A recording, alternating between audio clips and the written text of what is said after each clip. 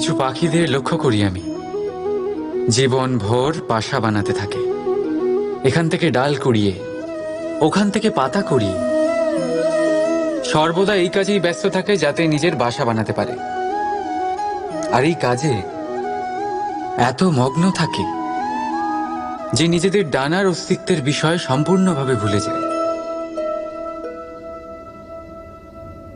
ভুলে যায় যে তাদের কাছে এক বিশাল আকাশও আছে ওড়ার জন্য।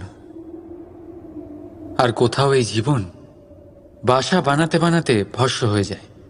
আমাদের মানুষের সাথেও এমনই হয়। জীবন যাপনের জন্য অর্থ অর্জন করতে করতে এত ব্যস্ত হয়ে যায় যে ভুলেই যাই যে আমাদের জীবন যাপনও করতে হবে।